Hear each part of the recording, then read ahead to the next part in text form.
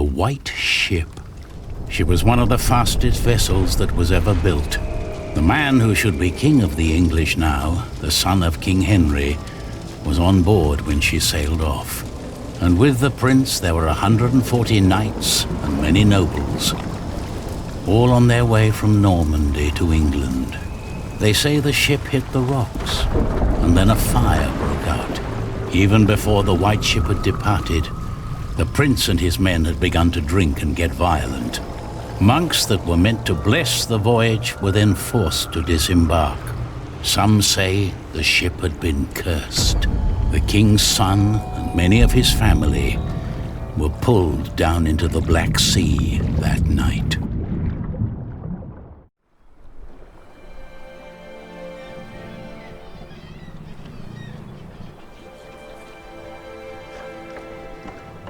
You're forgetting one important detail. Not only these monks, but also Stephen of Blois, the king's nephew, left the ship before it embarked. They say he got ill. That old rumor. The same Stephen who calls himself the King of the English now. What? That cannot be a coincidence. Yes, it can be. Of course he's king now. He survived. He is the king's nephew. What do you think, my lord? I think Stephen is a clever man. Clever enough to have his whole family perish. But why he would want to rule that god-forsaken rock, I will never understand. What makes you say that? I love my country. Then why are you leaving? Well, because I want to see something new. I'll tell you what you're going to see. A proper country, where people know how to behave.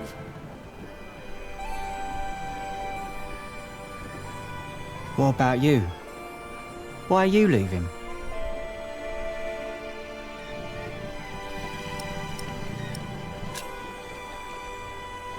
I had no reason to stay. Really? Huh. I guess I should stay out of other people's business. Forgive me. You English do talk a lot, don't you? I just don't know how to feel about leaving my country for the first time. I mean, how should anyone feel?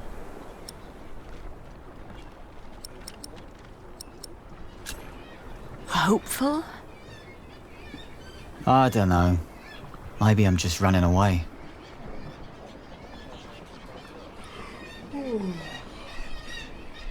You should all get some rest. It will not be long now till we reach Cherbourg. Thank the Lord. I can't wait to be back.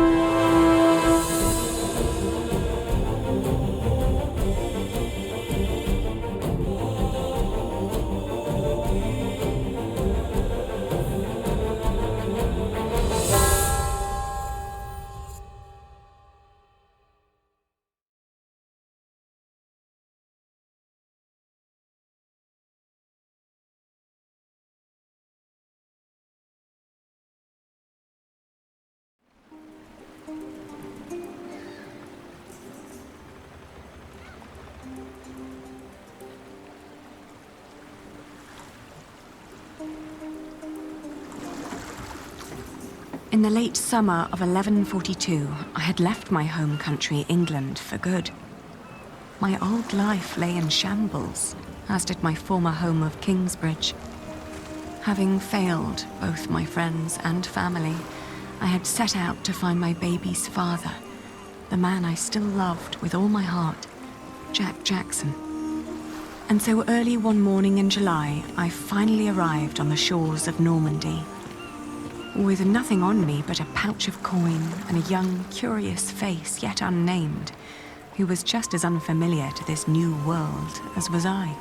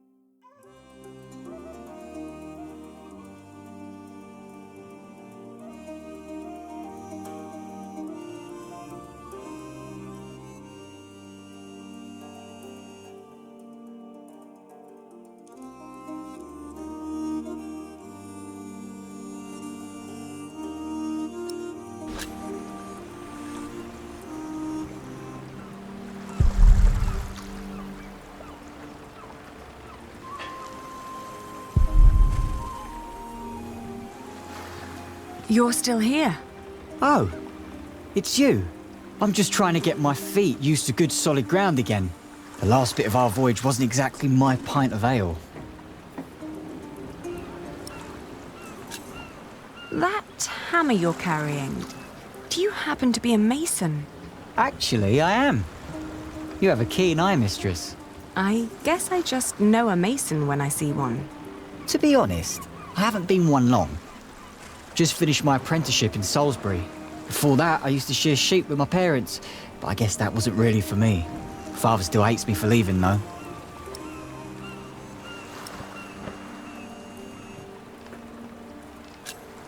What will you do to find work here as a mason? Don't know.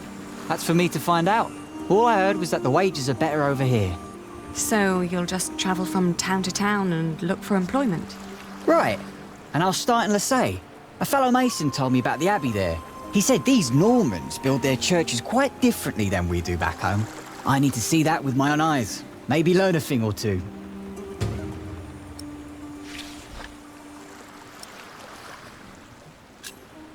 I left my old life as well.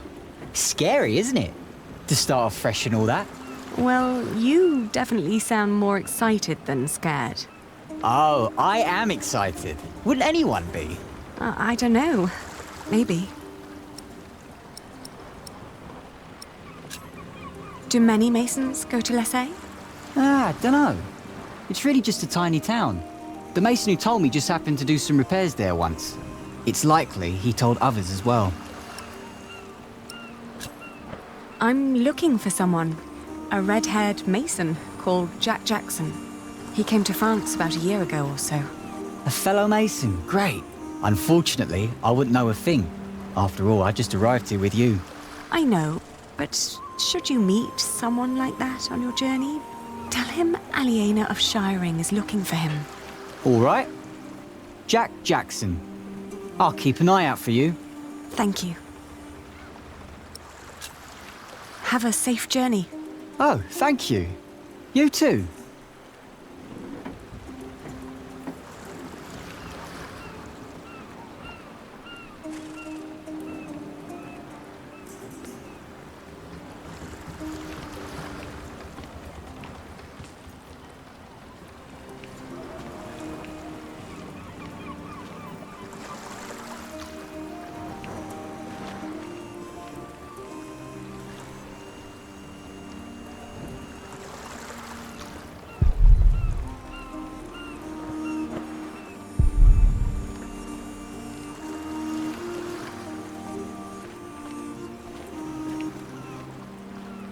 Hey, you. That's quite a bundle you got there. Where are you headed? Travelling by coach is a lot less strenuous than walking. Your little worm deserves some warmth and a rocking carriage.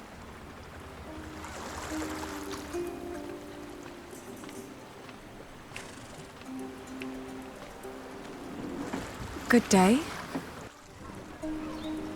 I am looking for someone.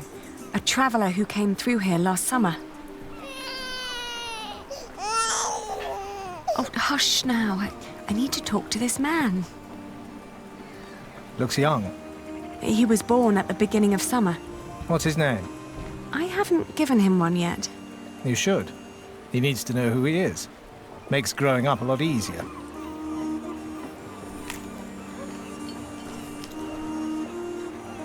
You said you're looking for someone.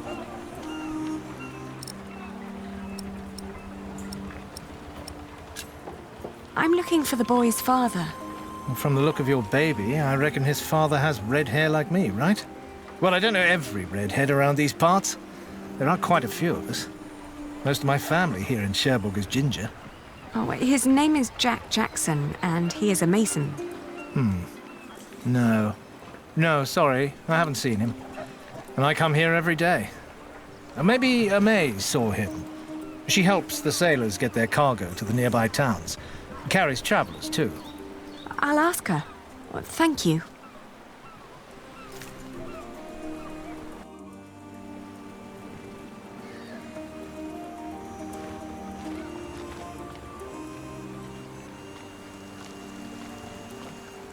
Changed your mind, madam? You know, I reserved a cosy spot just for you. Have you seen a red-haired mason? You must have landed here sometime late last summer. Another ginger in Normandy? I wouldn't have noticed, even if he was carrying a hammer instead of a fishing rod. Maybe you should ask someone in Partie. That's where all the travellers come through, the pilgrims and kings. Their lot rarely lands in Cherbourg, with the fortress passing back and forth between Stephen of Blois and Geoffrey of Anjou.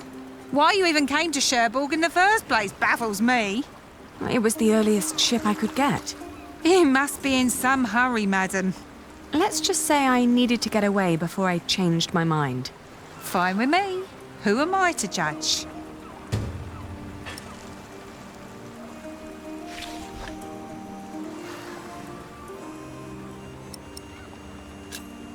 What other routes are there besides going through Partie? Oh, I don't know, really. You need to ask the locals about that. But Partie sounds like a good place to start. Shake my hand and I'll take you there.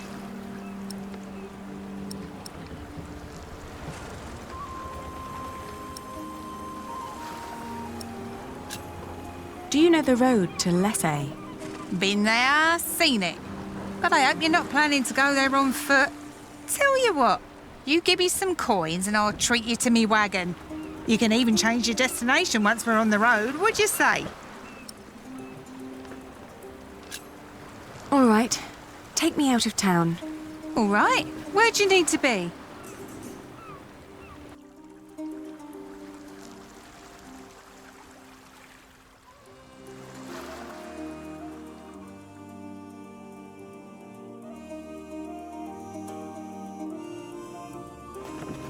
We went to Partie, a scenic port town built on granite.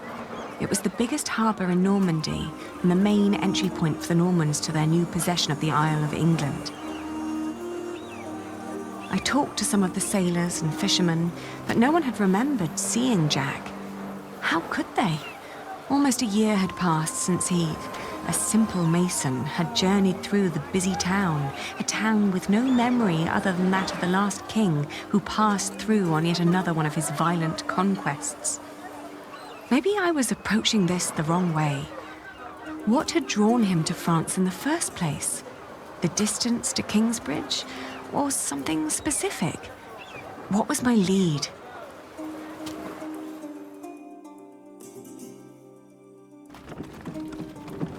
Les was tiny, but as it turned out, worth the trip.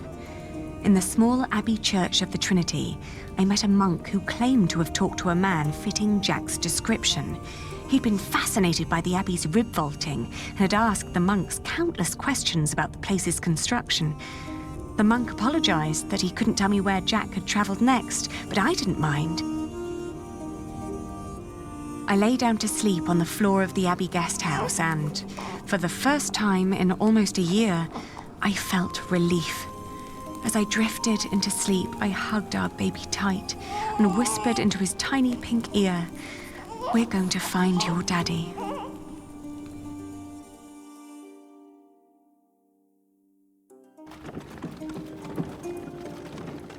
My father had once told me tales of the Mont Saint-Michel. Long ago, the Archangel Michael had urged Hubert of Avranches to build an abbey on a lonely rock on the ocean by burning a hole into his head. They say one can go and see his penetrated skull on display in the church of his hometown. It was a windy day when I arrived, and the place was crowded with pilgrims and jongleurs.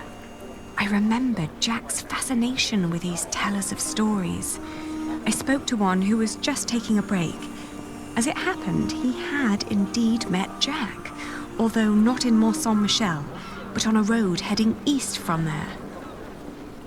Apparently, Jack had been hopelessly tracking jongleur who might have known his father, Jack Cherbourg. But as he'd been gradually running out of money, he'd intended to look for work in Le Mans or Tours. That was about 6 months ago. I was catching up.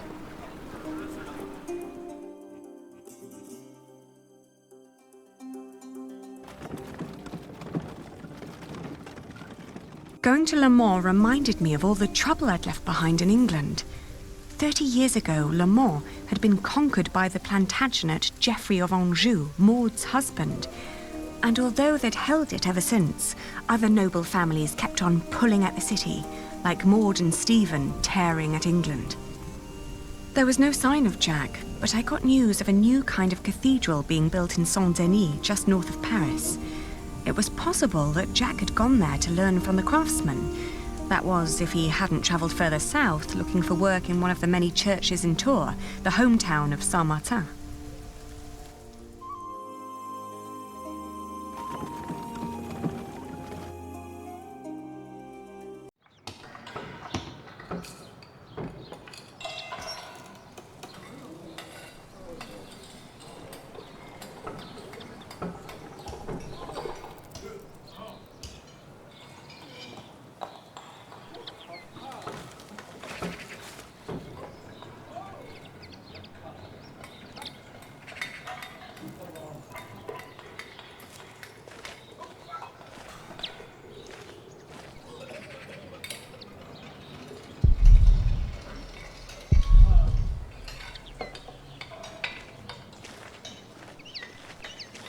Good day. Are you the master builder?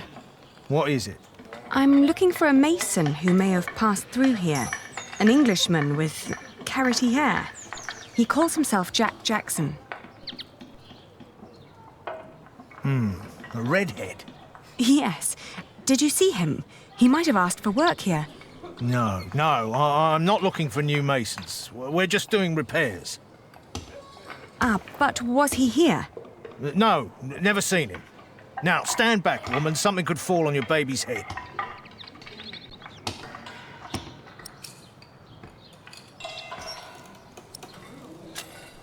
Are there other construction sites around Tours? Well, yes. It's a big town. And where would an outsider most likely find a job? Dunno. Ask around.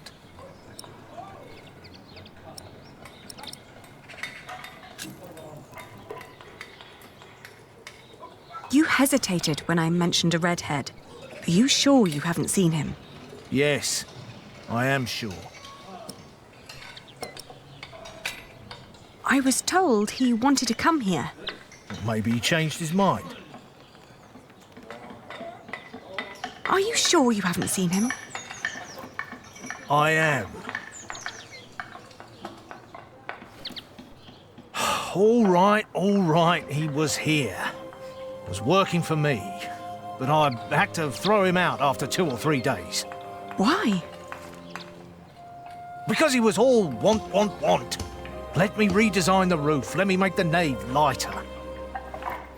All pretty ideas, but he never shut up long enough to do the work he was supposed to do. Shit, that man was almost as needy as my son when he was still a brat. He does know a lot about his craft. Well, I know masons like him. They grow up gifted, but without a mote of discipline in their guts. can't work with someone like that. Do you know where he went next? No idea. Maybe to Limoges or Angoulême. Maybe even to La Rochelle. Seemed to have plans for every cathedral on God's green earth, but none for himself. I understand. I'll leave you to it then. Bon voyage.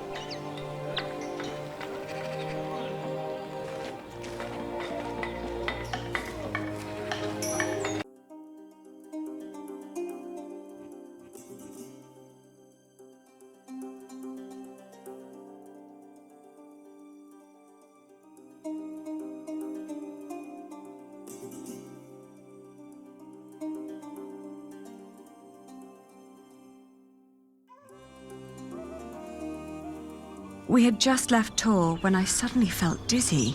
I stopped and made rest, trying to catch my breath, then lost my breakfast in a ditch at the side of the road.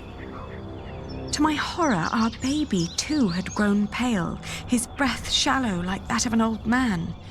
I tried not to panic, but the next inn was a long distance away and we couldn't stay on the road where it was wet and cold.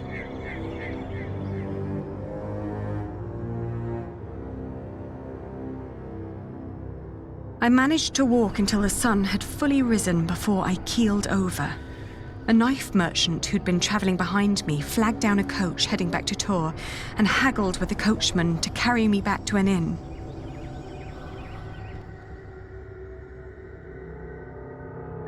Back in Tours, the fever got worse. I remember people carrying me into a room, laying me on a bed. I tried to feed my baby, but after that, everything turned into a blur.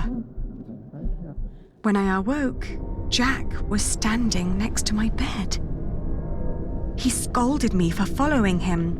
"You know you could go anywhere you want," he whispered. "Why be stupid and follow me?" I tried to answer, but he just opened the window and jumped out, heading toward ancient Greece, or maybe all the way to Arabia. And in my feverish mind, I followed him.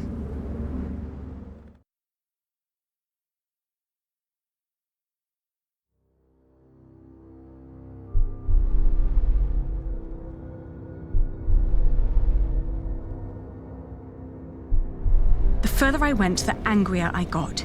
For years, I'd been fighting for my family. I'd committed myself to an oath to my father. I'd built up a business to sustain it and even married a man I despised so I could create a future for the people around me. I'd known nothing but my duty to the men in my life, while the man I was trying to find lived a life of casual irresponsibility. He travelled the world on a whim to learn about mathematics and philosophy, while I had to raise the child he'd fathered. When could I ever do anything just for myself? I asked the world as I went on.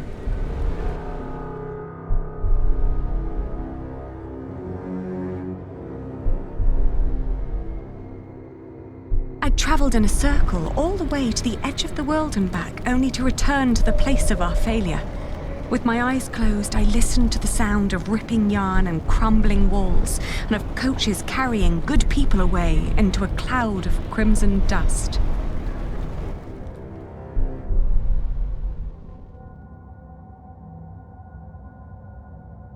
When the last moat had settled, I opened my eyes again and found myself in a dirty little room. An old maid was sitting next to my bed and smiled at me, then handed me my baby. Oh, dear God, he still looked so pale.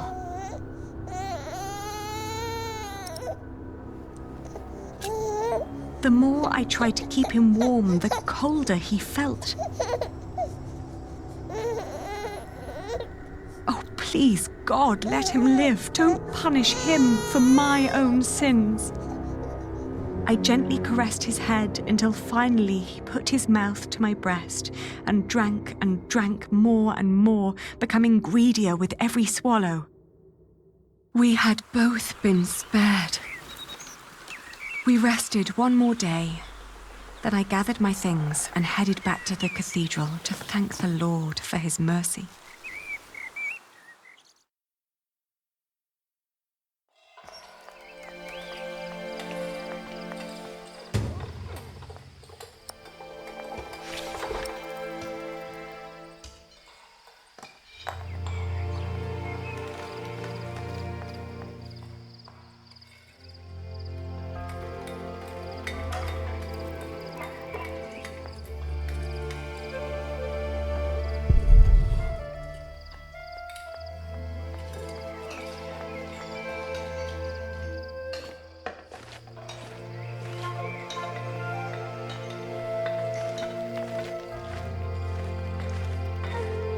This isn't a good place for praying.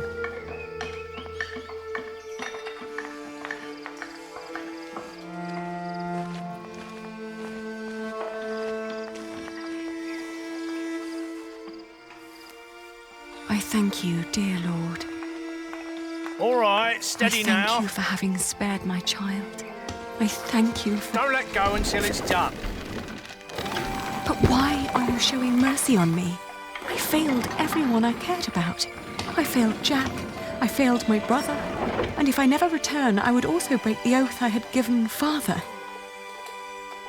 It's just that I feel like I've never had a life of my own. I've always fought for others. And this may be the very first time that I fight for something that I only want for myself. Maybe I should just go back and help rebuild Kingsbridge. Maybe Jack doesn't even care for me anymore. Amen. Huh.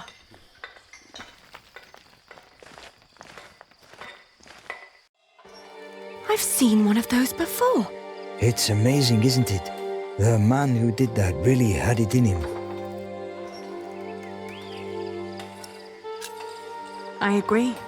He always did. Oh, you knew Master Jacques. Yes, but it's been a while since I last saw him. It's a shame that the Master let him go. In just 1 month, he did so many things. The Master Builder said he'd fired him after just 3 days. Did he? Well, maybe that's how he remembers it.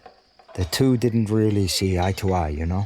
To tell you the truth, everyone thinks that he feared for his own job having someone like that around. The last thing Jack did was carve that corbel. It was the one thing the Master let him do. Then when he was done, he was asked to leave.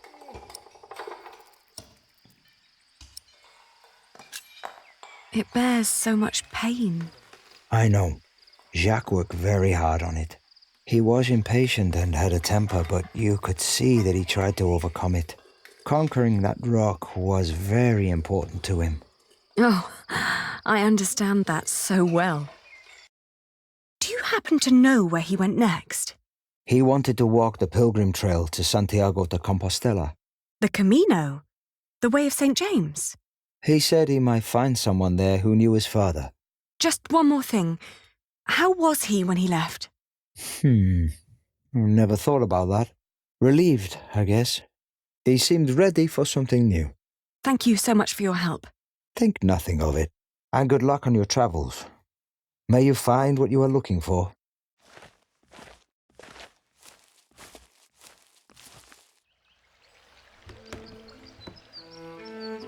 Isn't it odd? Just when you stop looking, you come across the most curious of things. Like these 3 devices that one of my merchants brought back from Baghdad. Oh no. Is it another one of your Banu Musa toys, Rashid? They're not toys, Adriel. They're objects of scholarly ingenuity and reflection. I will let my valued friend from the north do the honors.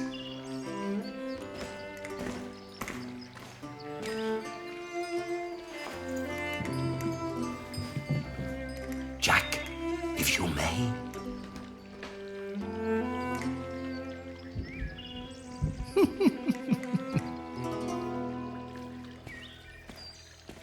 For one, let me draw your attention to the magnificent songbird on the table.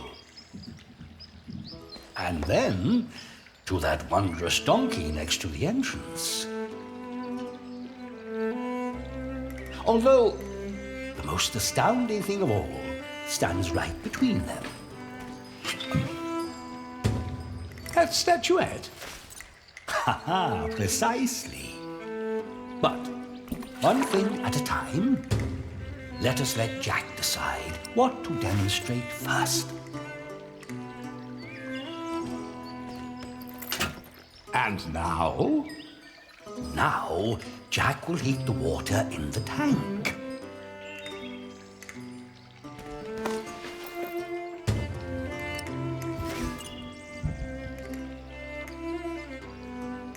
He likes to take his time, doesn't he? It's so beautiful it will make you cry. Just listen.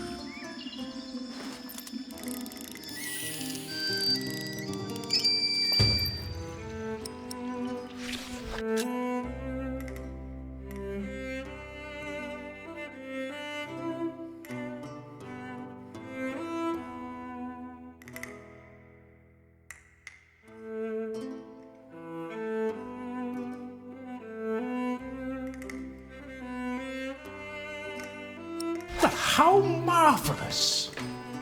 How does it work? Maybe it's a miracle. Right. Go on, Jack. Tell them.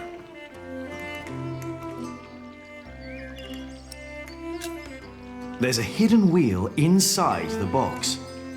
It turns an axle that in return raises and drops a sequence of small cylinders inside. These cylinders work like fingers playing a flute. But who is blowing into the flute? Steam. Steam? Yes. When I opened the pipe, it gradually pushed itself into the tube. The power of steam.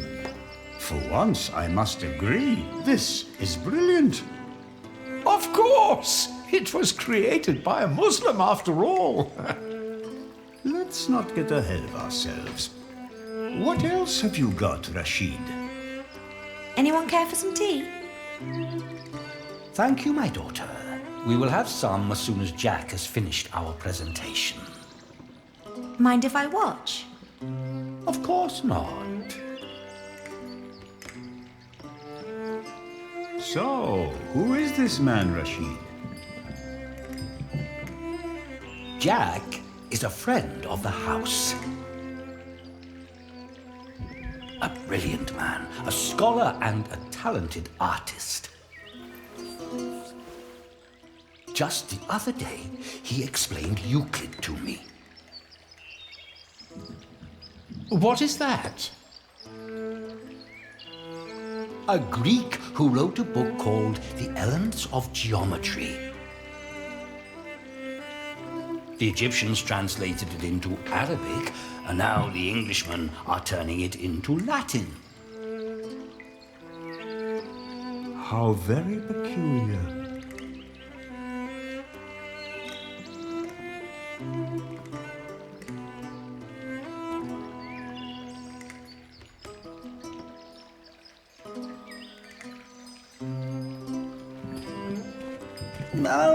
On second thought, why don't you save the lady for last? Otherwise, the other two devices might appear bland and boring in comparison. I agree.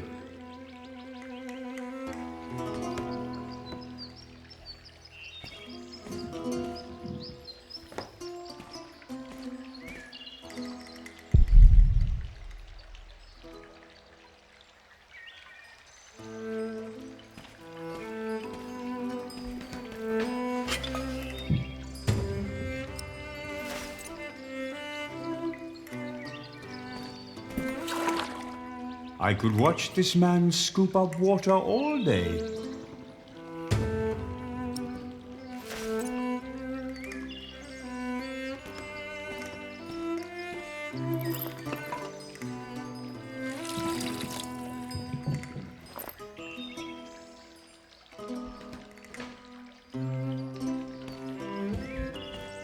Now, watch the head.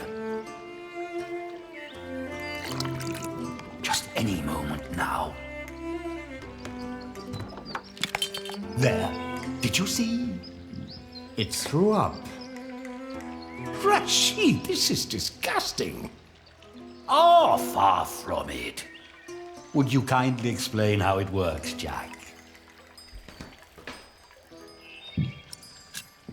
You see that bowl floating on top of the water?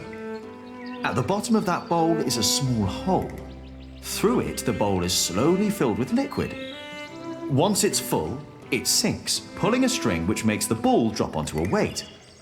This, in return, pulls the bowl up again, emptying it in the process. thus resetting the entire mechanism.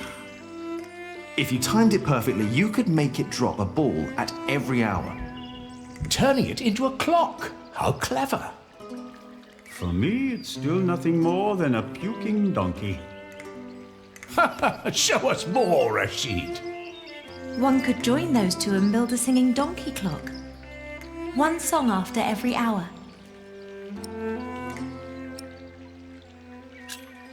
That would be pretty clever. I know, right? You could be the one to build it. Oh, that would be unfair. It's your invention. I would let you have it. Or we design it together.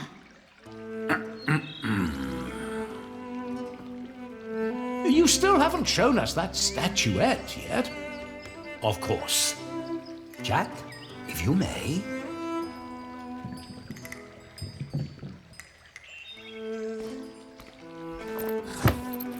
Oh, you will love this. Just watch.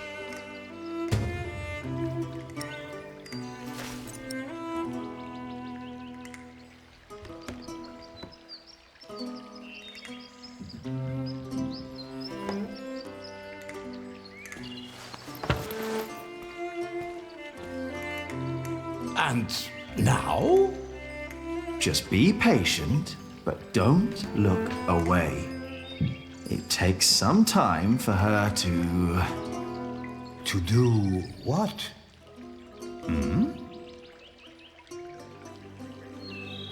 Is it crying? Isn't that amazing? No, it's irritating.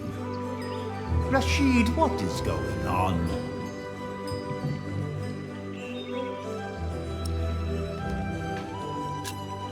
It's a mystery. Rashid, please. We all know that there is no such thing as a man-made miracle. And this piece of wood is very clearly made by man. I very much agree, my friends. But so far, none of us has an explanation. All we know for certain is that her glassy eyes shed tears when you move her from warmth into cold. Like a plant at sunrise. Like dew. The only difference is the surface, that's all. I think you may be onto something. Am I?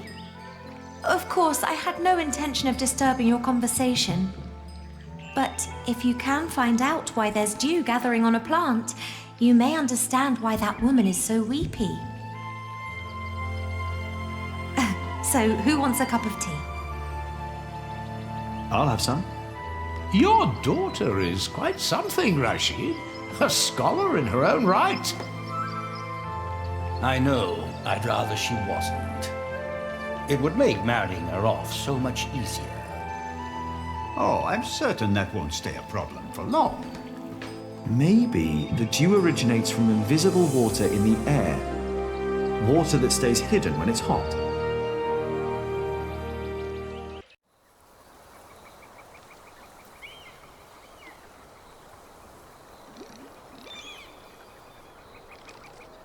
The pilgrim trails across France converged at Osterbat in the foothills of the Pyrenees. There, the group of 20 or so pilgrims who had been travelling alongside me since I'd left Tours swelled to about 70.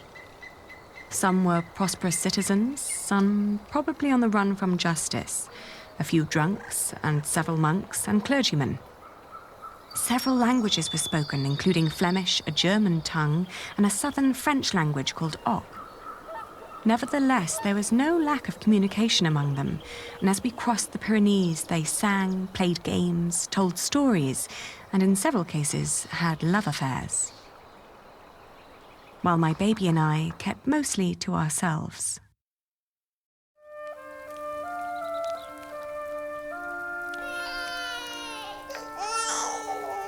Ganz schön frech, die mit ihrem Kind.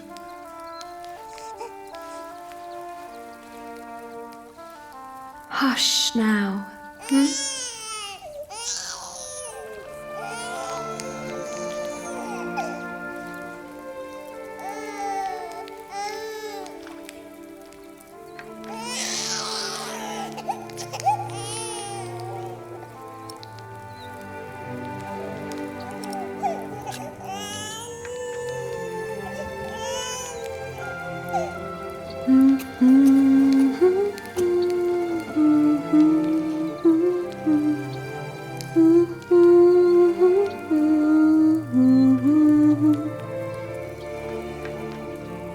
Richtig dreist.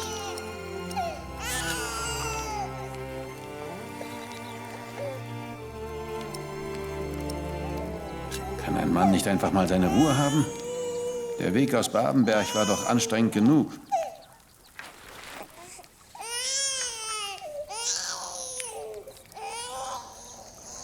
Ein Kind hat ja auch gar nichts verloren. Stimmt doch, oder? Psst, jetzt ist aber gut.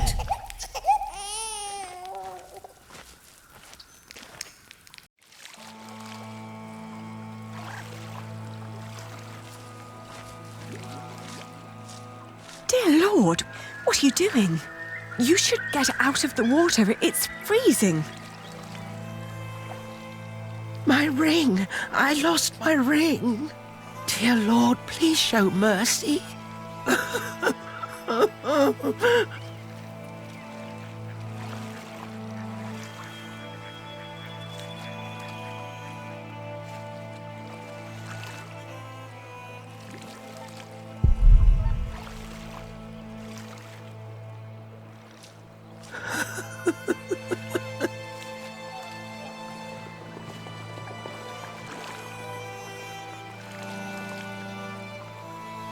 Come back to me.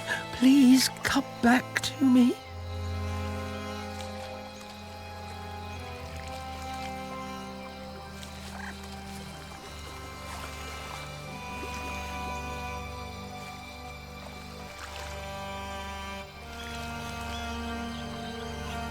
Where are you? Where did you go?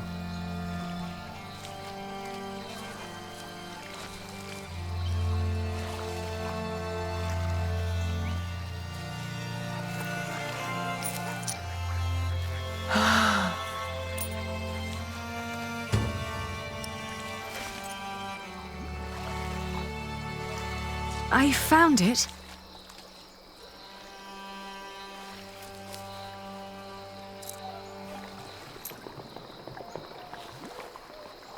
Yes! Oh, thank you. Thank you so much. You are a very kind woman. So very, very kind. I'm glad I could help. Yes, yes. Thank you. Thank you so much.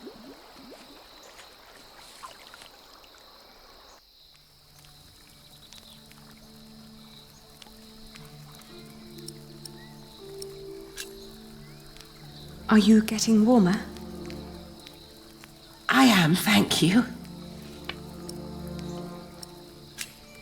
I can see this ring is very precious to you. It was a gift from my stepmother. She thought I would stay forever, but I didn't.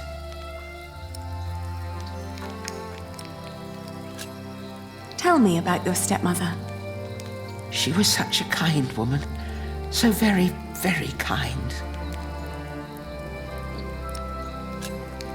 Why did you leave? Oh, I thought I didn't belong. She always said I was her daughter, but I was sure she was lying. I was so selfish and so stupid. Too stupid to see I really was happy. Maybe you really weren't happy. I don't know. I was very young and thought I was unhappy because I didn't live close to the sea. But in the end, the sea did not feel the same about me. The cold there made me sick. It took away my sight.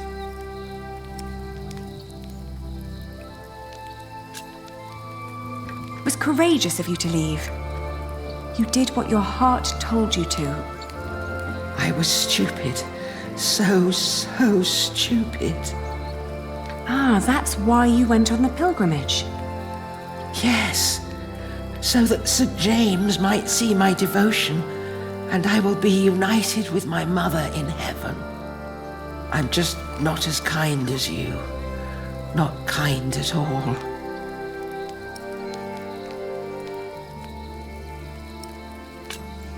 Actually, we two have quite a few things in common. I too am trying to make amends with the one man I loved the most. I was told he went straight to Santiago. You will know soon. Not soon enough. It's still 4 weeks till I get there. He'll be there, I'm sure of it. I hope so. I just feel that with every day that passes, I'm losing him a bit more. And that the only thing I can allow myself still to hope for is not love, but forgiveness. I understand. Hey, hush now. Not long now and our journey will be over, hmm?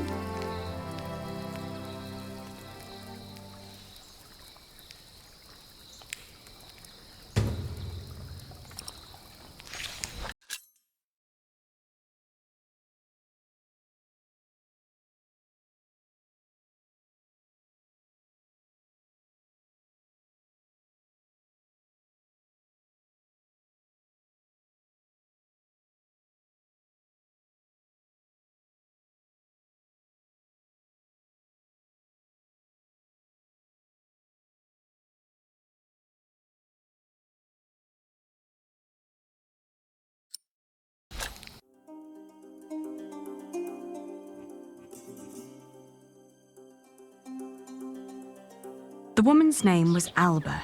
She came from a small town somewhere in Catalonia.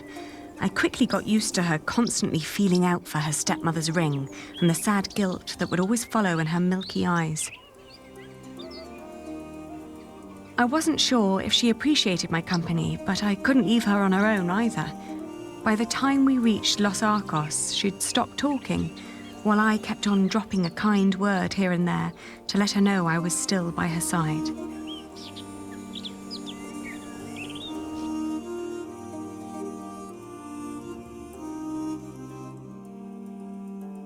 Alba believed herself to be of weak mind and body, and yet she walked the Camino with a strong sense of purpose that willed her onward. It made me wonder about what I'd told her about my own journey. Did I hope for love, or was I really traveling because I needed him to forgive me? But what was there to forgive? My decision to marry Alfred had been in the best interest of the people of Shiring. It was a sacrifice I had to make to stop the evil reign of William Hamley. These questions had haunted me for a long time now. But if I really was going to see Jack soon, it was time to make up my mind.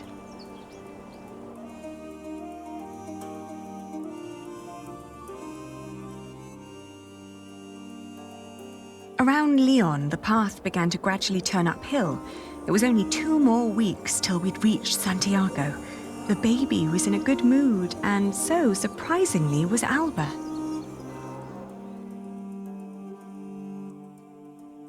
After Astorga, the trail got more difficult. Alba became slower and slower, and we had to rest more. She became quiet again. The strain on her old body grew, and she worried that she might not be able to reach the end. Still, we managed to push onward. The next morning, she refused to get up.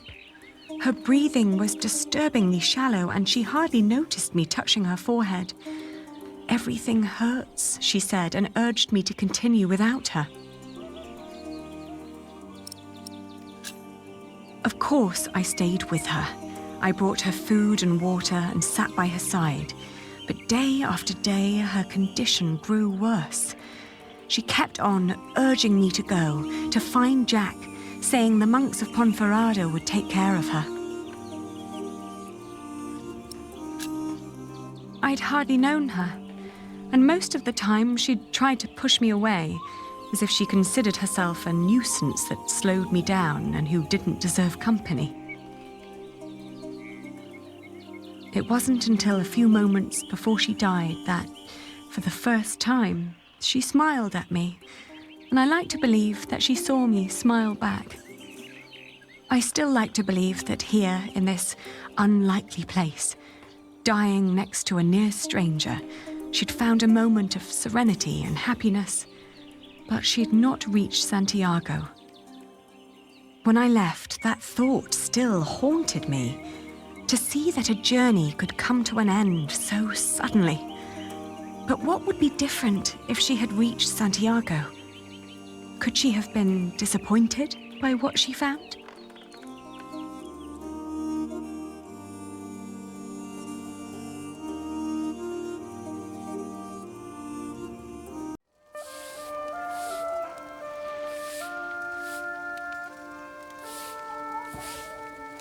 After months of hard travel, the child and I finally reached Santiago de Compostela. In the evening, we attended Mass in the great cathedral, then started to roam the town looking for my dear Jack. It was almost dawn when finally a priest pointed me to an inn close by.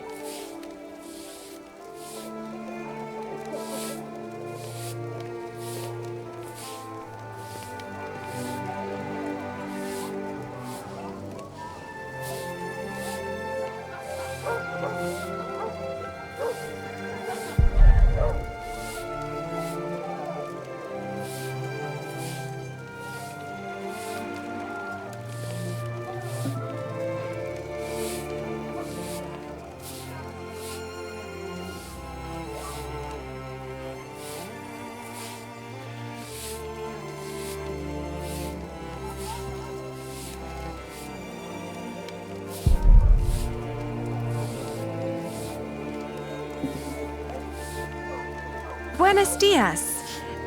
Do you understand me? Sinto-cho ben, pero non temos camas dispoñibles. No, I don't need a room. I was told a friend of mine stayed here some time ago. A red-haired Englishman called Jack. Do you remember him? Eu só che falo en galego, miña rula. Français? English?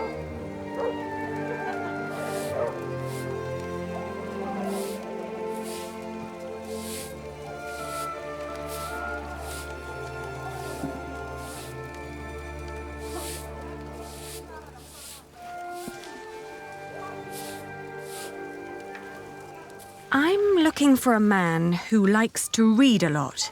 E logo anda sempre cun libro en riba. Have you seen anyone like that? Pero, por que levas un libro en riba? Basta escangallar co peso. She doesn't even understand that I'm looking for a person yet.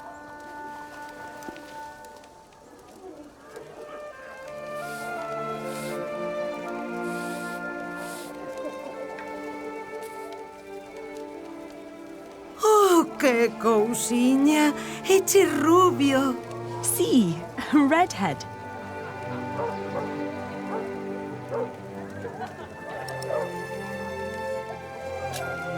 Have you seen his father, Padre del Niño? Jack Jackson? Ven sendo un peregrino. What? É un peregrino? Oh, no. He's not a pilgrim. Entón, quen ven sendo?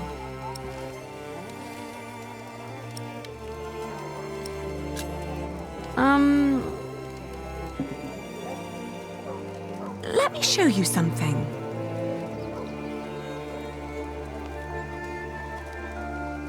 He's a mason. He builds things like that.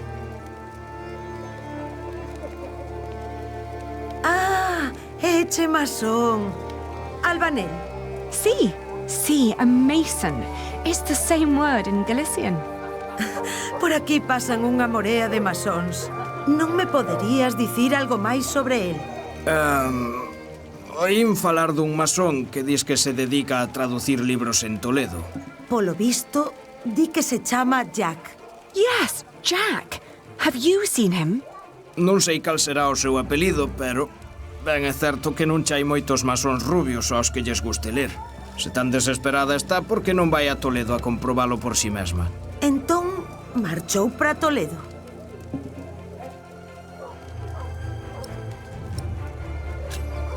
He went to Toledo?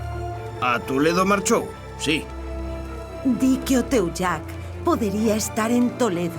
All right, so I will go to Toledo then. Gracias. I just pray that I understood you correctly.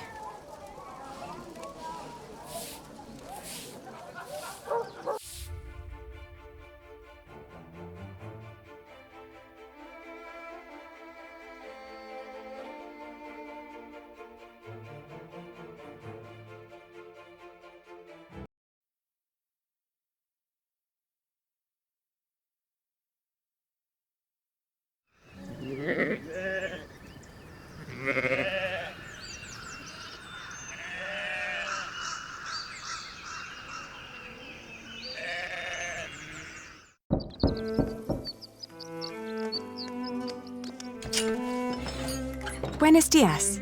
Parlez-vous français? English? Of course. How may I help you? I was told a man named Jack Jackson lives in this house. Who told you this? A group of scholars living at the edge of town.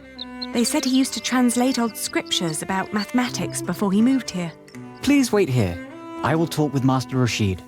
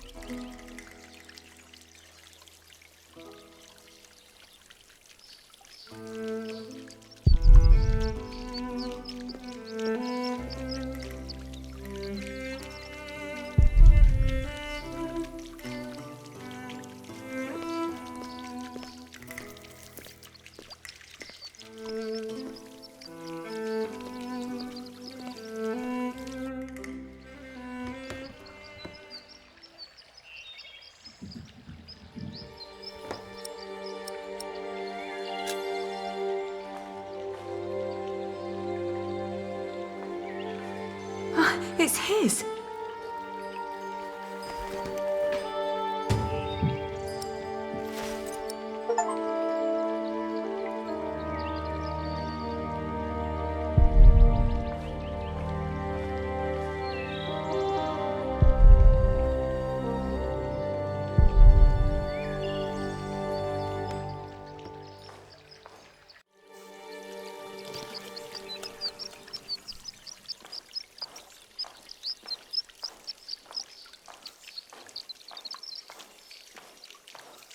Oh, there you are. May I ask who let you stroll around our house?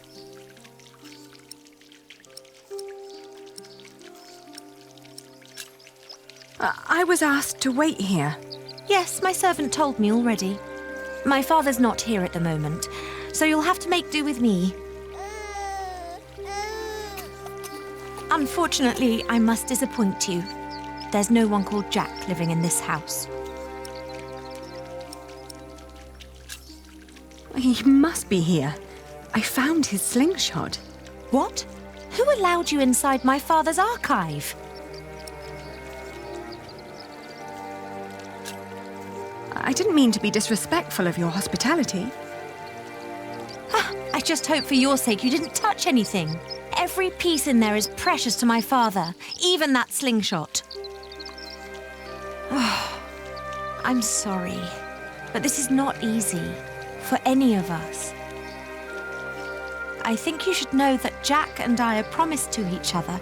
Maybe we should go inside. The sun's burning, and my mother doesn't need to hear us.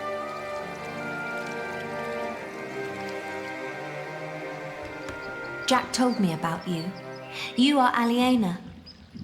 You're the one who rejected him and married his stepbrother. And now you want him back.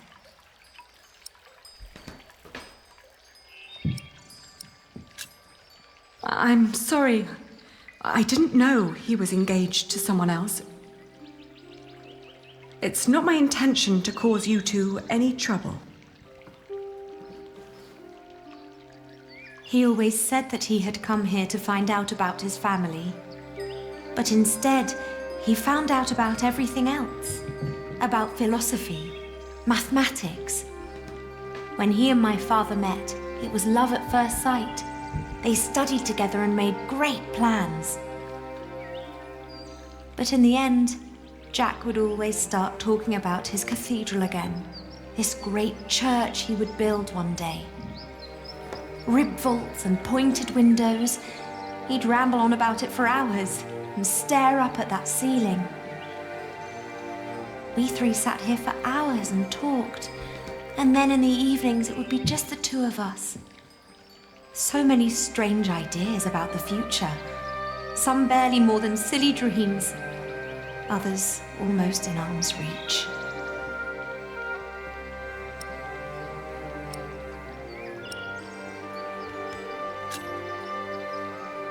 You're talking about him as if he were gone. Well, he's not here anymore. My father had offered him work as a master builder here in Toledo. He would have been well off and free to spend his evenings under vaults like this, with me as his wife. But in the end, he refused. Tell me, did you really marry his stepbrother? It was a mistake. I know that now. I did it to fulfill a promise I'd made to my father. I thought I had no choice. I didn't want to hurt him. Believe me. I do. You know, he left me because of you.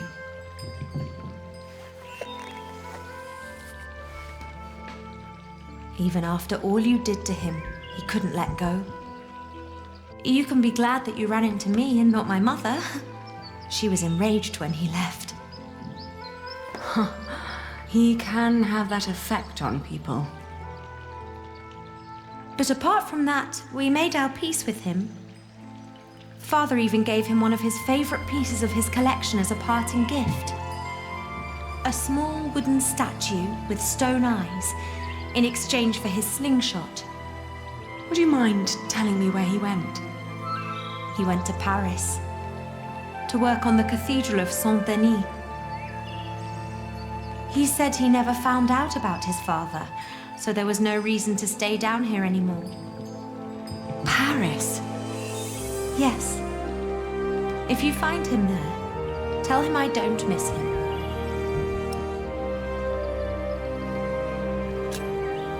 Thank you, and all the best to your family. Thank you. What is the child's name, by the way? Well, he has none yet. I wouldn't name him without Jack. Isn't that a bit silly? Maybe. But he's his son as well as mine. It's his right to have a say in it too. Then off to Paris. That baby needs a name. He will get one. Thank you.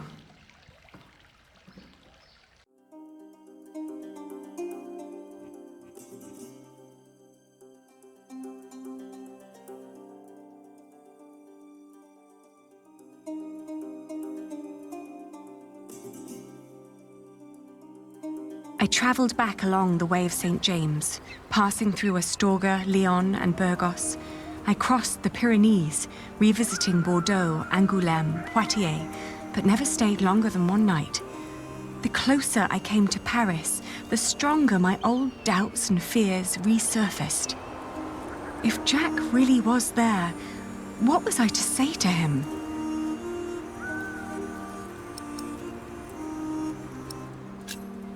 We had to hear each other out before we could walk on again, in whatever direction that would be.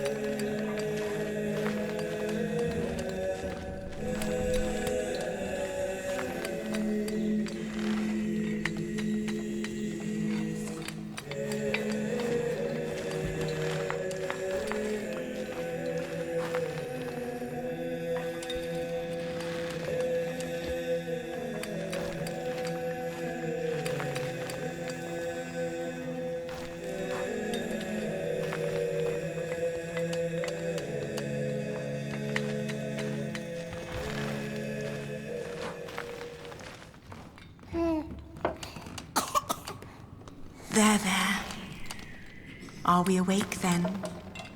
You almost missed this. Look at these colourful windows. Look at the light.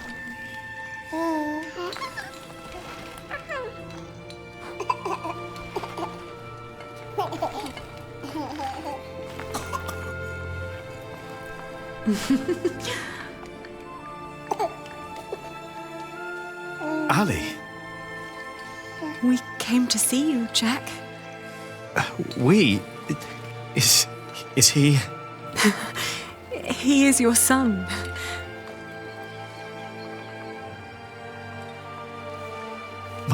My son?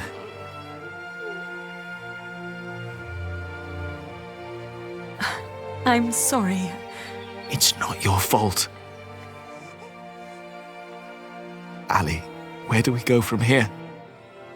Wherever we go, I want to go with you.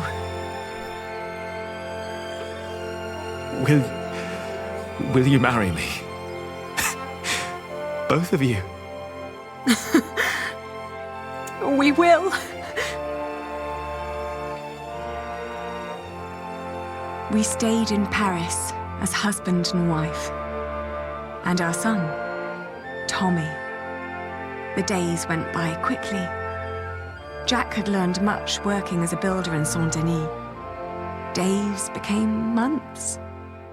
Then after a year, we both grew restless. Where can we go from here, we asked ourselves again. We both confessed that we wanted to see our families, our friends.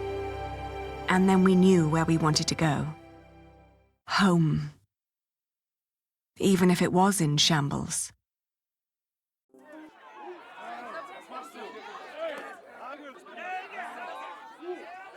We need to hurry. The ship to England will leave soon. What's going on here? Whatever it is, if the crowd doesn't clear up, we'll miss our ship.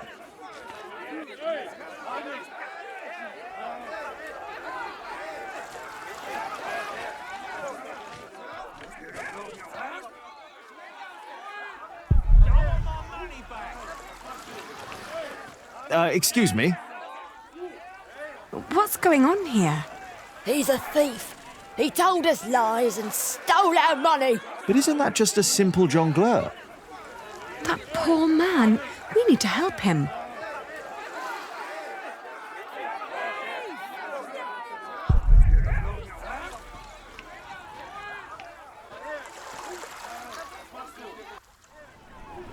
Do you know what's going on? Oh, chaos. I can't get these people to calm down. God knows I tried. What happened?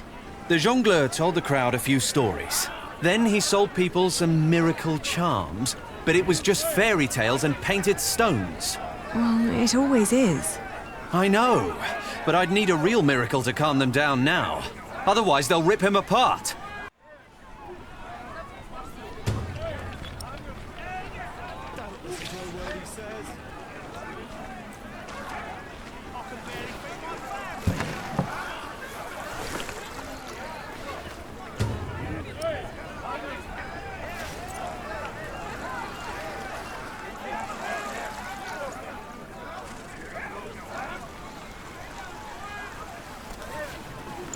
Behold, the Holy Virgin!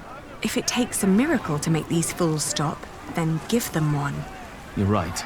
I have to make her weep. It's the only way.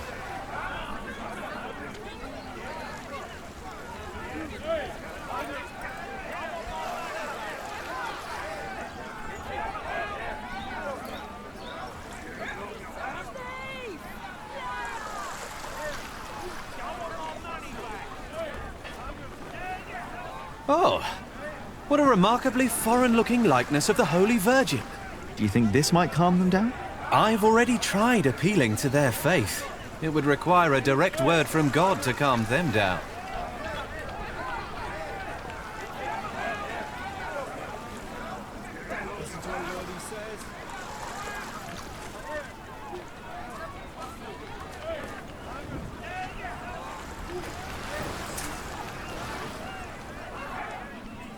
Do you see? It's working. Your friend Rashid must be quite the miracle worker.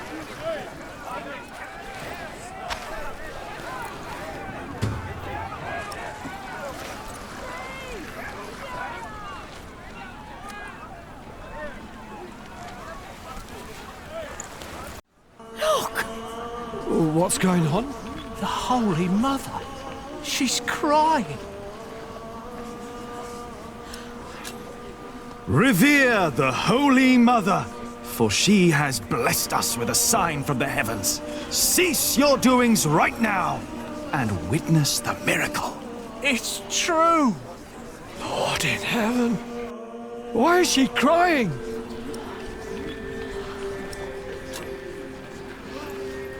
She weeps for your sins. What has this man done to you that you would treat him like a wild animal? He tricked us and took our coin. And you would kill him for your own foolishness. The Holy Virgin weeps, for you are not living by the word of God. It is the Mother of God. Forgive us, Holy Mother. Where did she come from? For hundreds of years, she languished in the land of the Saracens. Dormant, she has been waiting for the one to bring her home. Listen to what he has to say. The Holy Virgin has chosen this young family to protect her. Tell us all where you are headed. Her destination is beyond these waters. In the small town of Kingsbridge, in the earldom of Shiring. There she wants to rest. Kingsbridge? Where's that? Hail Mary! Make way for the Holy Virgin! Hallelujah! Make Robert well! Huh? Blessed Mary, let my daughter conceive! Give us a good harvest! They're donating to ask for her blessing. The weeping Madonna shall hear your prayer. And with your donations, I shall build her a new shrine at Kingsbridge, a cathedral. It's you! Who do you mean? You! The red-haired ghost! Me? A ghost? My husband is very much alive. I've known him since he was 12 years old. But he drowned. By God, you drowned. 24 years ago. On the white ship. My poor son. My Jacques. His name was Jacques. Jacques Cherbourg. Jacques Cherbourg.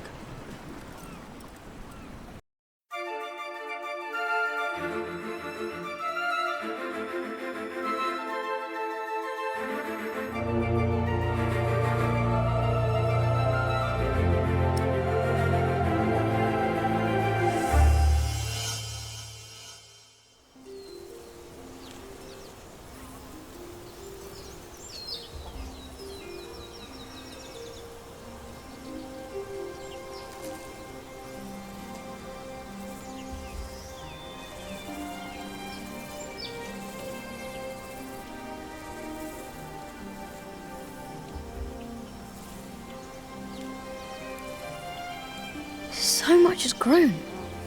But there are no roots, no herbs.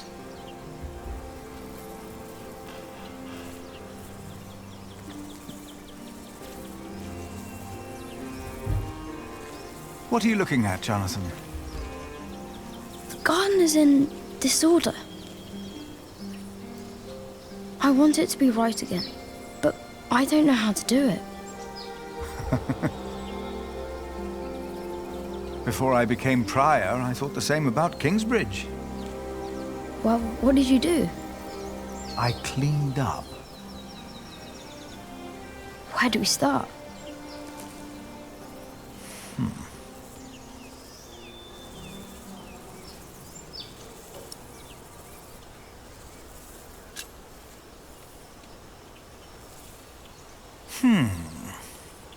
Some plants are weeds and must go before we can plant new seeds. What are weeds? They take away what the other plants need to grow. Light, water, room. What do we do? Pluck them. They look a lot like every other plant, so you need to learn how to tell them apart. Here, you see those? They're called wood sorrel. Let's pluck only those for now. I'll do it. If you insist. Make sure to pull out all of the thin roots. And now what do I do?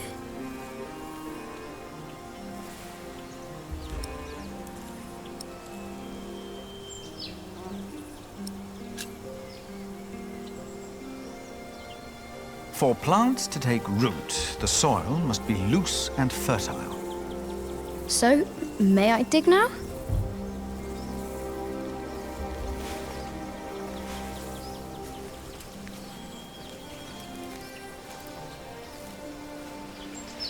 Done.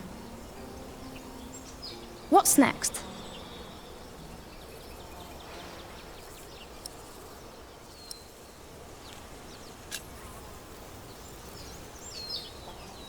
Stay here. I'll be right back.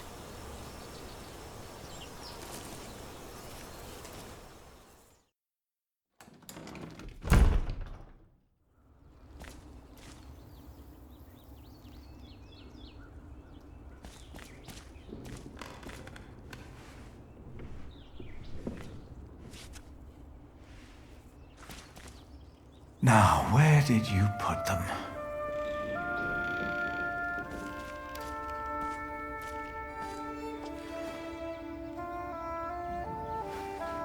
Ah, here they are.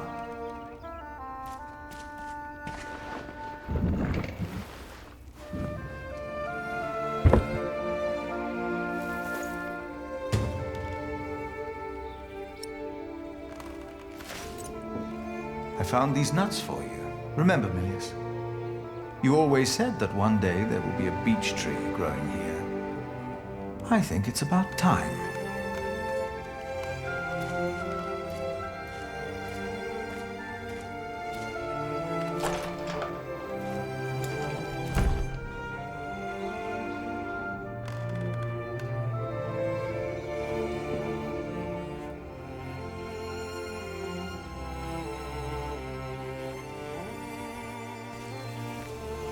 What did you bring?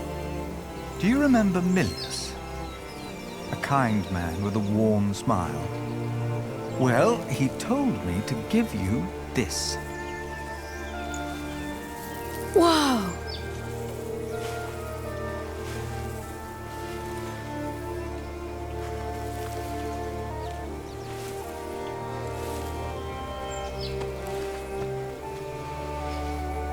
Now we just have to wait.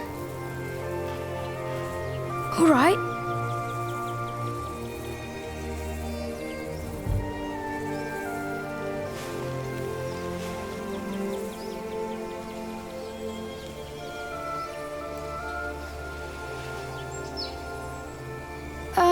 How long? Too long for us to keep sitting here. That long. Some things take time. And only with patience will you receive your reward. Why do we have to do all these things if all we had to do is wait? Simply waiting would not have been enough, Jonathan.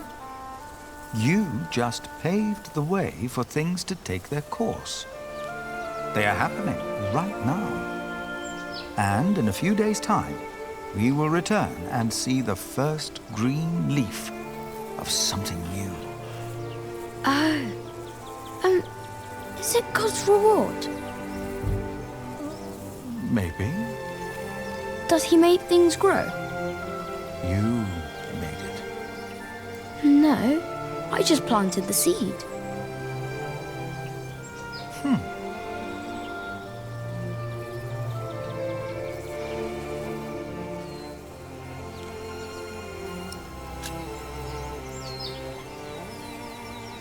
Now you can fetch some water from the rain barrel. But that water's smelly. It's been there forever. There are many trees by the river. I bet that water's better. That's a longer walk, though. I don't mind. The distance is worth it. Maybe you're right. It is worth it. Let's walk together then. But I'll carry the bucket.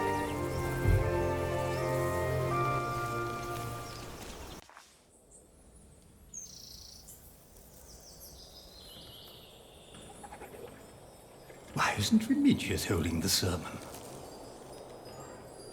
What's gotten into Philip?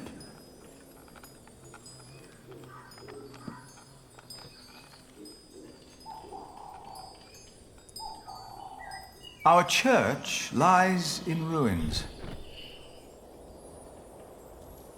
But all of this, these dire times, have revealed something important to us. Something that, maybe until today, I wasn't aware of. What do you mean?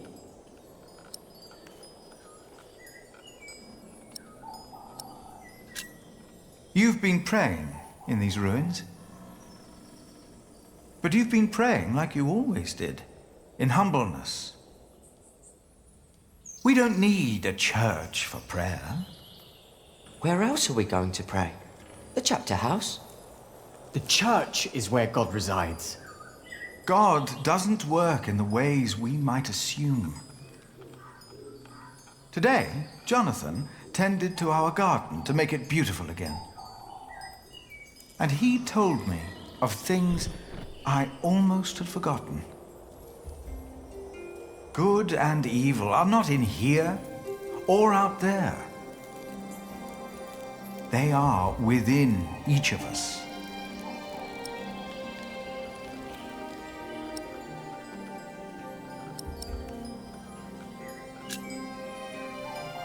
We have witnessed that man carries the devil in his heart.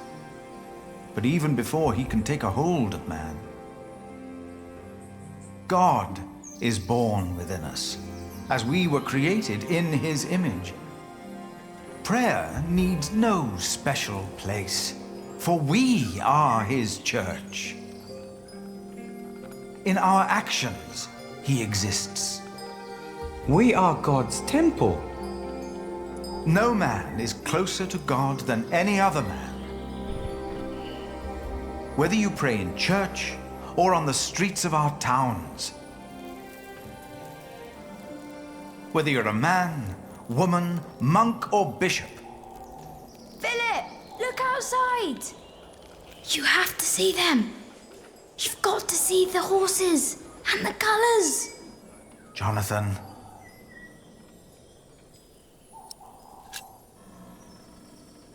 Now, what's going on?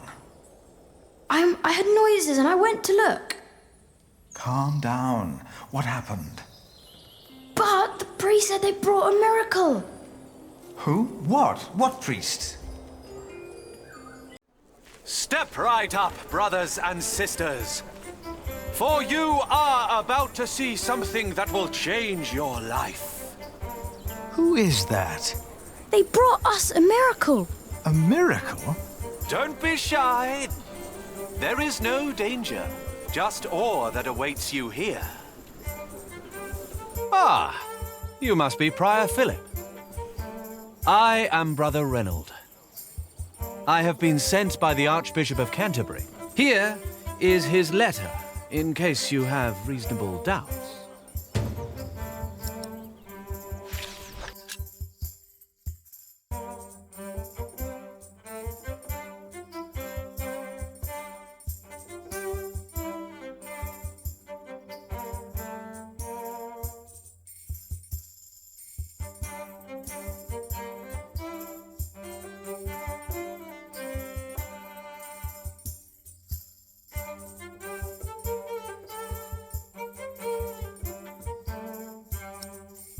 We've been charged to accompany the Weeping Madonna.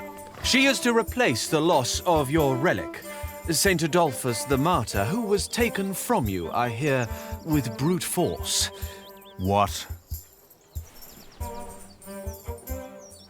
On her travel from far away Africa, she has collected donations to reward Kingsbridge for your faith in her and in the Lord.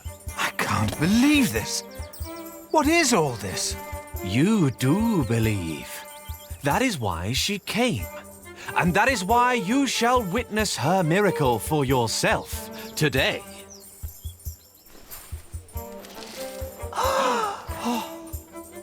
The Weeping Madonna came to me in a faraway land named Africa.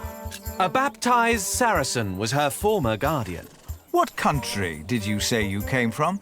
We have traveled all the way from a place of wonders too marvelous to behold. The faraway land of Africa.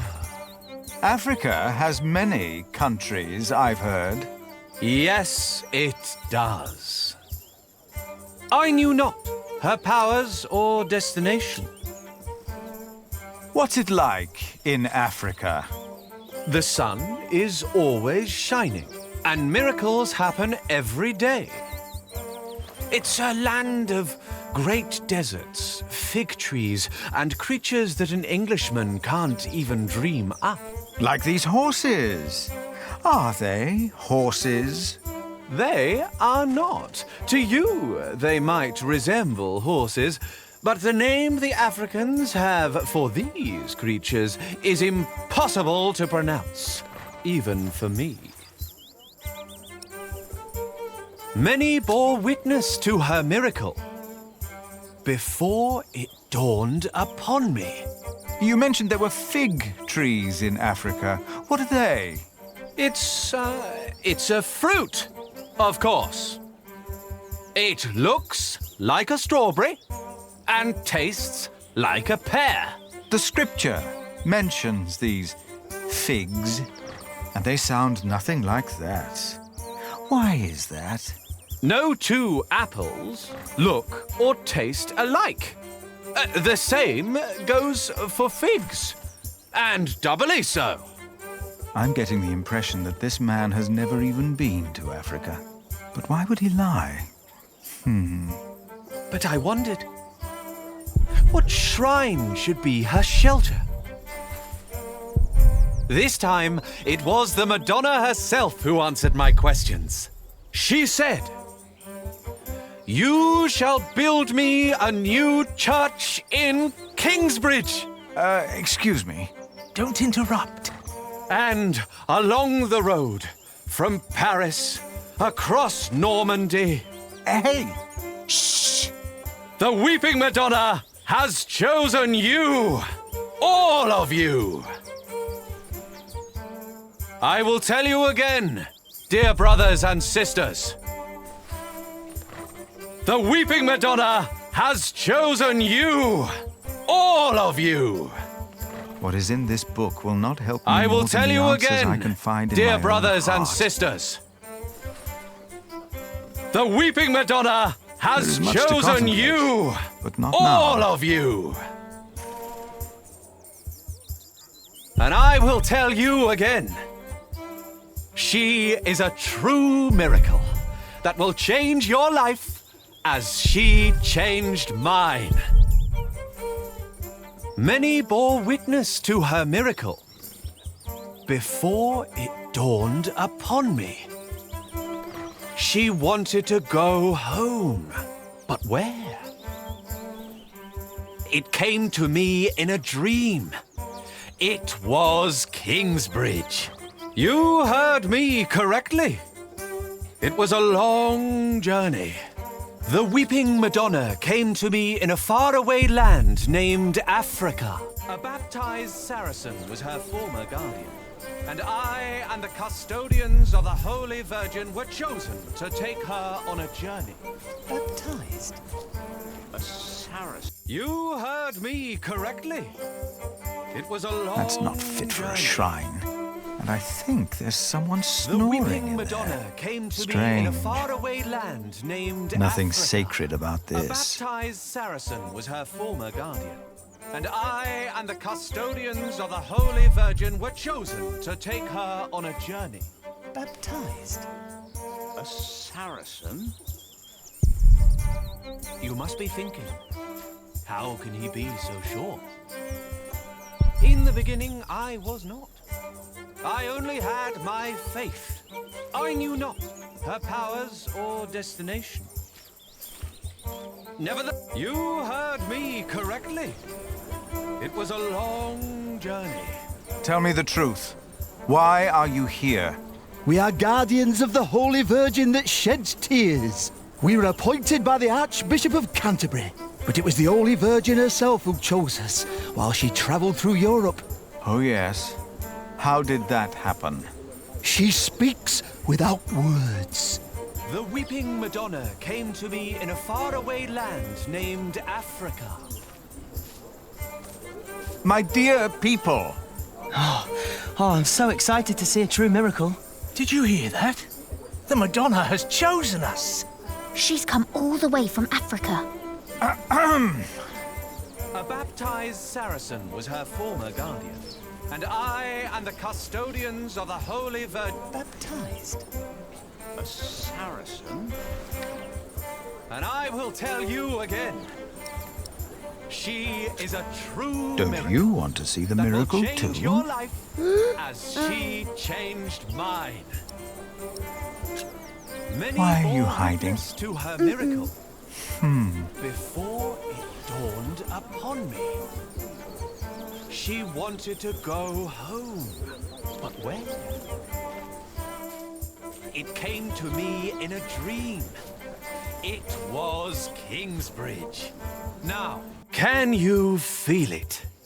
Brothers and sisters, you are about to witness a miracle. The Madonna knows how you have suffered. The Virgin Mother had to witness the rise and fall of her Son, our Lord Jesus Christ, and never stopped believing. Kingsbridge has endured many hardships. Prior James left you before his time when you needed him the most. Your old cathedral was burned to the ground. How do you know this? And your new one collapsed even before construction was finished. You have suffered the ruthless destruction of your market, homes, and lives. Dada! All of you have lost husbands, wives, and children, family and friends. Dada! All of you know how it is to be hungry and afraid. Jack. Aliena. Philip. But this is... A miracle, isn't it? Or something along those lines. But how? We thought it was time to give Tommy a home. The boy? Your boy? Well, Philip? Do you recognize him? Our little Tommy? Tommy? But...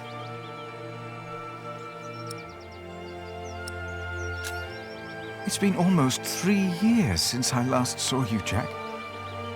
Where on earth did you find him? I'd almost given up looking for him. Then Tommy found him. And you decided to come back? Well, this is our home, after all. Then what on earth is all this? This miracle? With the Madonna, we were able to collect donations for your priory and for Kingsbridge. Really? We can start anew. We can rebuild the cathedral. What's the catch? I'll get to be master builder.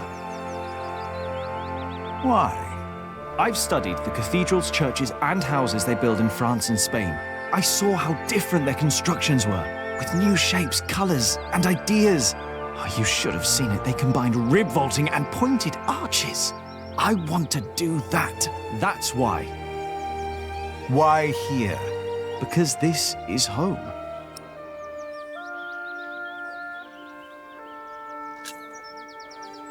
The townspeople probably think that's enough to build a whole cathedral. But to me, it looks like about £100. You know, that won't even pay for a year's work. Like all of this, it's a symbol. Enough for a fresh start. And the Madonna will stay here, Kingsbridge will attract visitors and donations again. You mean I should be thankful for these lies and tricks? Jack! Aliena! You came back! We wanted to see you, little sister. How are you? Oh, I'm fine. But look at you! And the little one! Tommy. How are the others? Alfred left Kingsbridge. Richard shows up every now and then, and Ellen returned to the forest. We need to visit her. Father lives with her now. What's wrong, Mother?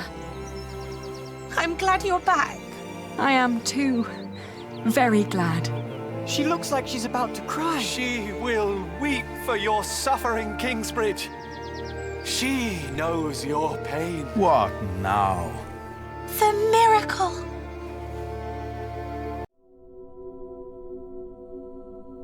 Her eyes are wet. Her eyes! Look at her. Heaven. They're shining! She cannot hold her tears any longer. She is made of wood. It's impossible.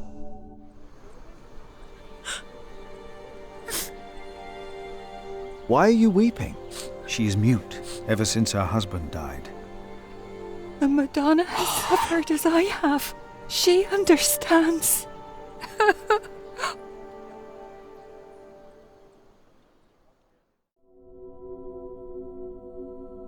It seems through her faith in all of your lies, Mary has found a miracle. We can't keep trying to repair Kingsbridge by ourselves. Things are not improving. We're struggling to keep things as they are. But we can't afford to hire help. Without farming and fairs, we're back to Prior James's time. All these past years, my advice was good enough for you. But it appears you've changed your mind now, again. It is time we started doing something to wake up and make Kingsbridge what it used to be. We did before, and we can do it again. I'm not willing to accept a risk like that.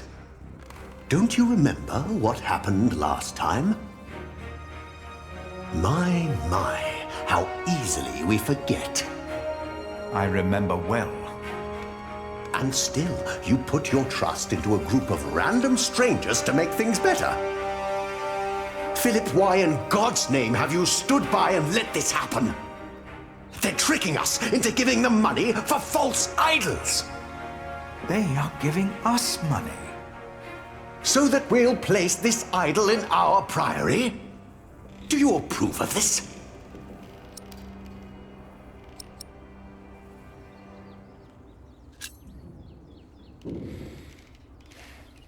People need hope, and these travelers are giving them hope.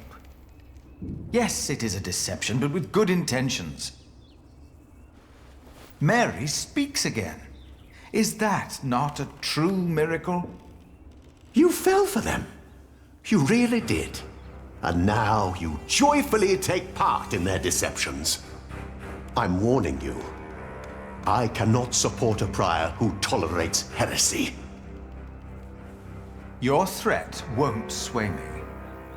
No matter how unconventional, their return and their gift are a blessing.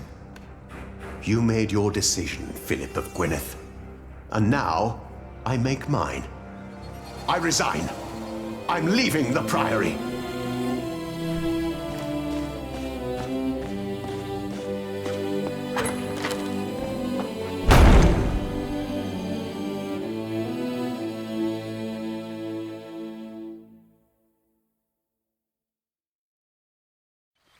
You got so big, Tommy. And you're just as shy as your father was. Don't let him fool you. Usually, he's always up to something.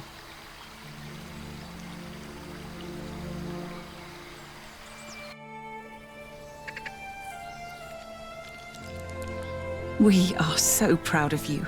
Of both of you. Is she still here? Hmm? Your wife, Agnes? No. Ellen and Martha moved her to Kingsbridge. She got a proper burial this time. Will you come back with us too? Would you want that? Yes. I need your help with the cathedral. Philip and I have big plans. We'll come. Ellen, we found Jack's family in Cherbourg. The place he came from wasn't Cherbourg, it was Cherbourg. But... really? What were they like?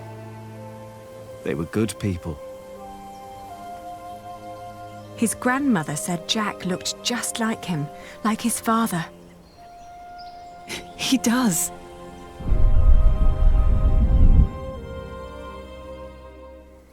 But they never came for him or asked about him. They thought he was dead. His ship sunk. He'd always wanted to go to England.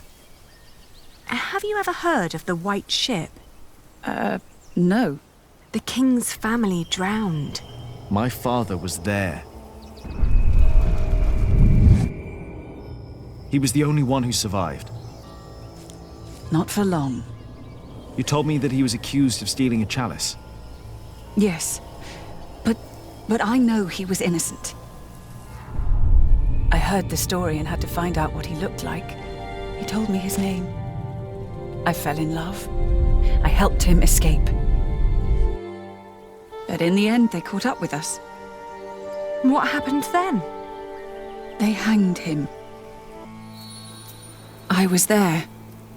And you were there, Jack. But you weren't born yet. He was led to the gallows. Everyone was quiet. The people somehow knew he was not a thief. But I knew for sure. He told me. He was so afraid. He didn't want to die. I didn't want him to die. And I prayed. Then I heard his voice. Quiet.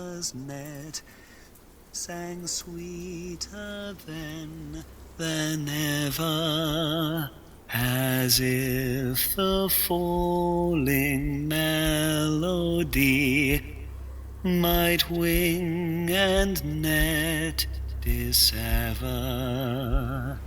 At dusk the hunter took his prey, the lark his freedom never. No! No!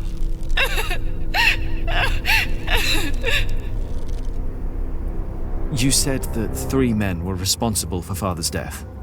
Who were they? The Sheriff of Shiring, Percy Hamley, Prior James of Kingsbridge, and Archdeacon Waleran Bygod. They showed no mercy. Neither did I. I curse you! All of you! He will return to haunt you! One day, you will be judged for what you did. Your houses shall be consumed by fire. Your life shall end in pain and agony.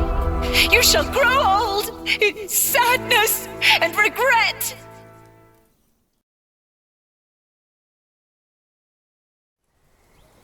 The people they killed will return to haunt them. I promised them.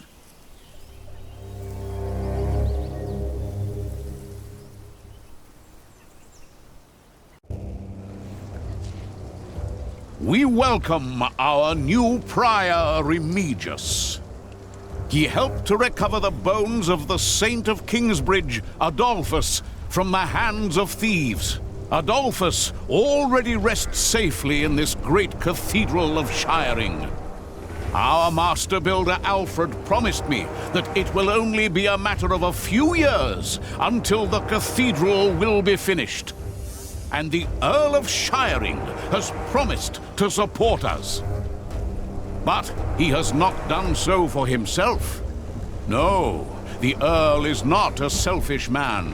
His mother, Lady Hamley, is sick.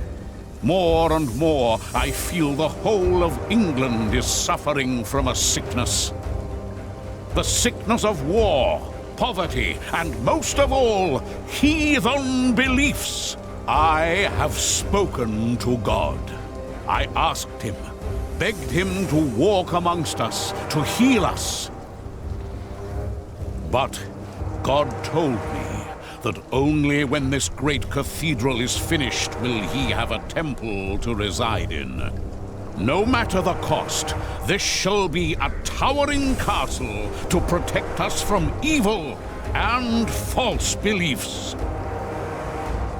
With this cathedral, we will bring an end to the dark times. Waileran, by God! Jack, what are you doing here? My father died by your hands, Waileran. His name was Jacques Cherbourg. How dare you talk to the bishop like that? He died right here! Who are you? I know that man. He's that bastard from Kingsbridge. That man is my husband. You? All of you, listen to what we have to say. From now on, Kingsbridge is protected. By our knights, by our walls, and by the word of the king. So whatever you do, we will defend our town, our market and fulling mills. And our cathedral, which we shall rebuild. All workers are invited to come and work for us. Preposterous.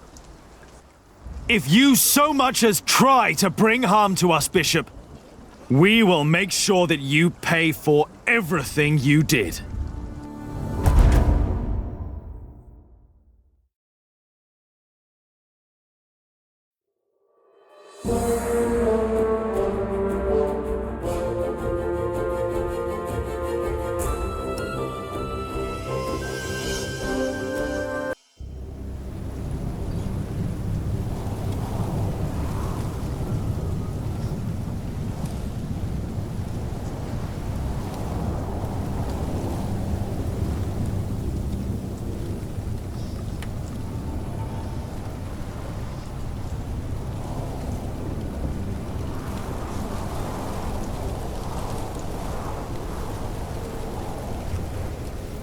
It had been 3 years.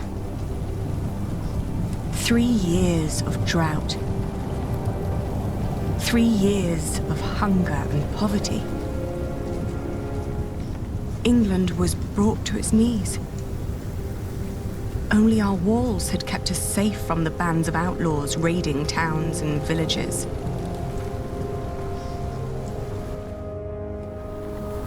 Bishop Waileran and William Hamley forced the workers to finish their cathedral in Shiring. Many had died.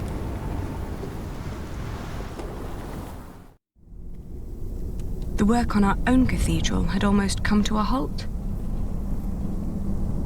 4 weeks the storm had raged on. It was then that our cathedral gave up its last secret.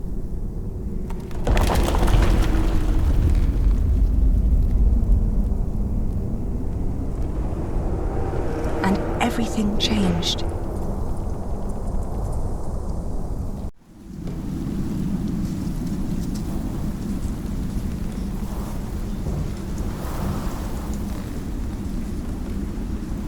Tom!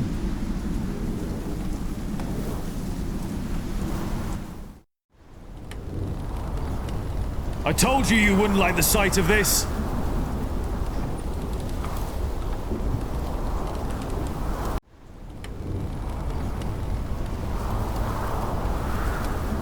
It looks bad, but it's not the wall I'm worried about. It's good you sent the workers home during the storm. Now do us all a favor and do the same. Go home. Your children hardly get to see you. Tommy and Sally have been asking about you all morning.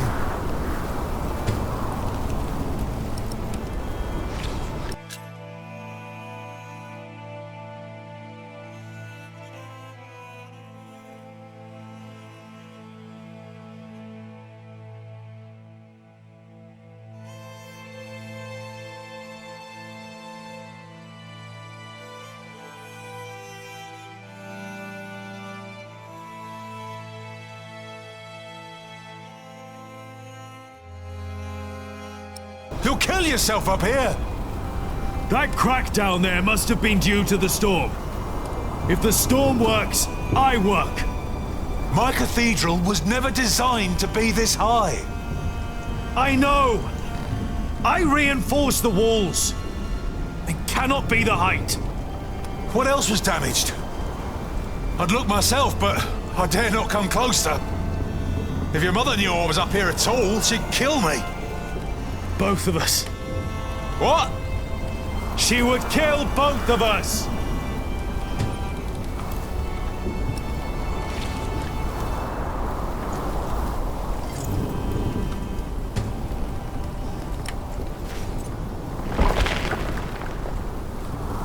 Careful over there! If we don't find out what's causing this, then the whole east wall will come down. The storm is making it worse. You're right. What about Aliena? She should be on her way back from Winchester now. Oh, I hope she's all right in this. Yeah, I hope so too.